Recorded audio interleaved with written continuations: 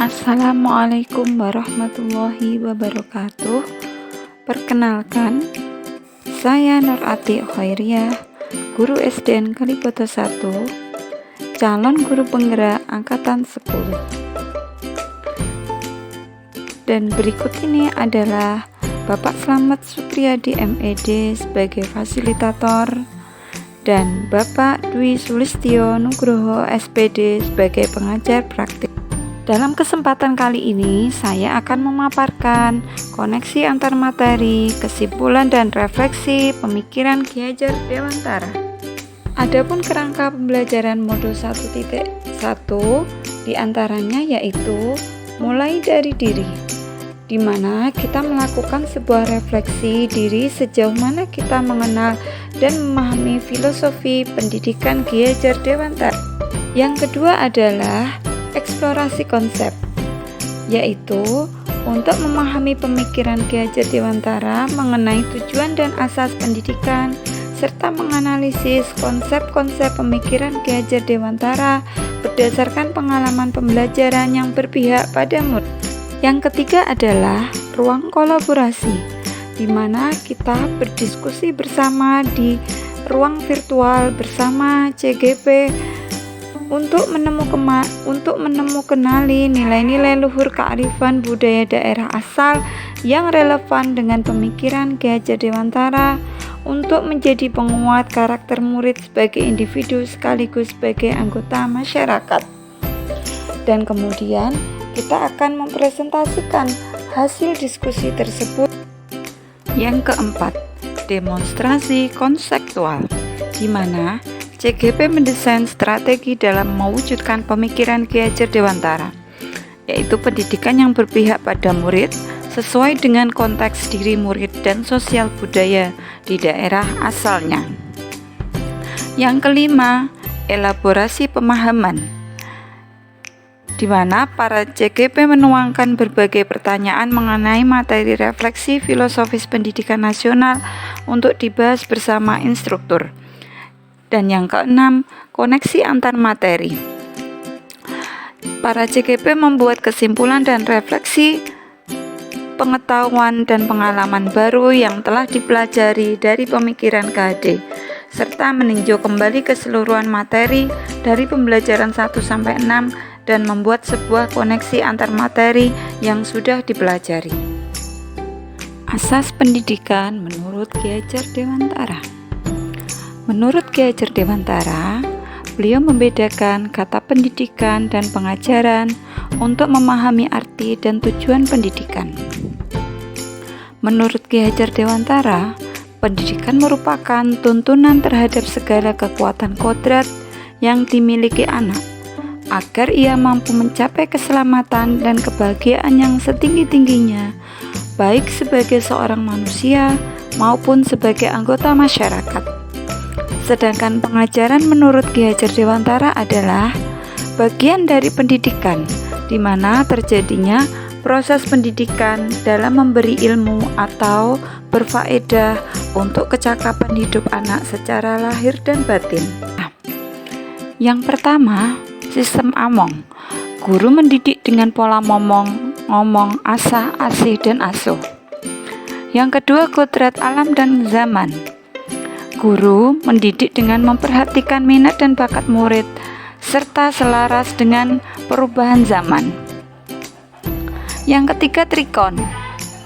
Guru hendaknya mendidik secara kontinu, konvergen, dan konsentris. Yang keempat, petani kehidupan. Pendidik diumpamakan sebagai petani dan anak diibaratkan sebagai tanaman. Pendidik harus memperlakukan anak sesuai dengan kebutuhannya. Yang kelima, berhamba pada anak. Menjadikan anak sebagai subjek dalam pembelajaran, bukan merupakan objek pembelajaran. Kemudian, bermain adalah kodrat anak. Mendidik dengan metode kesenian, permainan, outbound yang menyenangkan sesuai kodrat anak. Budi pekerti merupakan watak atau karakter, dan hasil bersatunya gerak pikiran, perasaan, dan kehendak atau kemauan sehingga menimbulkan tenaga. Dan yang terakhir adalah trilogi kepemimpinan, ing ngarsa Sung Tulodo, ing Madya Mangunkarsa, dan Tutwuri Handayani. Sebelum mempelajari modul ini, yang saya lakukan hanya fokus pada transfer ilmu dan ketercapaian materi pada kurikulum. Saya memperlakukan siswa dengan cara yang sama, tanpa memperhatikan karakteristik, cara belajar, dan kebutuhan siswa. Dan saya pun lebih mendominasi aktivitas di dalam kelas. Pembelajaran hanya bersifat teacher center. Dan saya menjadikan nilai kognitif sebagai acuan dalam pembelajaran, sehingga saya menganggap murid berhasil jika telah mencapai nilai KKM. Saya pun membuat aturan sendiri dengan harapan murid lebih disiplin dan kelas menjadi lebih tenang dan tertib. Setelah mempelajari modul ini, saya sebagai guru menyadari bahwa saya harus yang pertama, pembelajaran bukan hanya sekedar transfer ilmu, tetapi saya harus menuntun murid untuk menumbuhkan kekuatan kodratnya. Kemudian, saya juga harus memperhatikan karakteristik, cara belajar, dan kebutuhan masing-masing siswa. Saya juga harus merancang pembelajaran yang berpihak pada siswa, yaitu memberi kesempatan seluas-luasnya kepada siswa untuk aktif dalam pembelajaran. Dan saya juga harus memperhatikan seluruh aspek pembelajaran, seperti kognitif, afektif, psikomotor, spiritual, sosial, dan budaya. Dan untuk membuat peraturan, saya harus membuat kesepakatan kelas agar siswa merasa lebih bertanggung jawab pada tugas-tugasnya.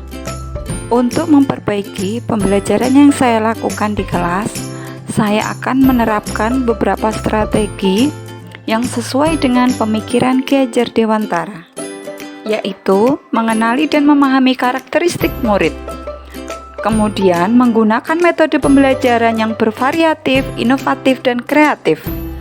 Saya pun akan melibatkan siswa secara aktif dalam kegiatan pembelajaran.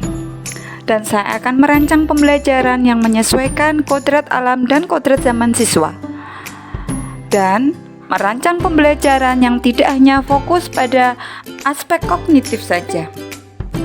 Dari materi tentang pemikiran Ki Hajar Dewantara mengenai pendidikan berpusat pada murid, banyak pembelajaran yang saya dapatkan tentang seorang anak yang memiliki kodrat alam dan kodrat zaman. Anak juga bukanlah tabula rasa. Tiap anak memiliki potensi lahir yang berbeda-beda. Kita sebagai guru tinggal menebalkan garis putus-putus menjadi garis yang tebal sesuai dengan kodrat alamnya. Dalam proses kita menebalkan garis putus-putus tersebut, kita dapat memadukan kodrat zaman, yaitu menuntun anak sesuai dengan zamannya. Bahkan dari pemikiran ini, saya menyadari bahwa ternyata selama ini saya pun belajar dari anak. Melalui kodrat zaman, kita jadi menyesuaikan pembelajaran dengan zaman yang sedang berkembang, sehingga kita bisa menuntun anak agar menemukan potensi sesuai bakat dan minatnya.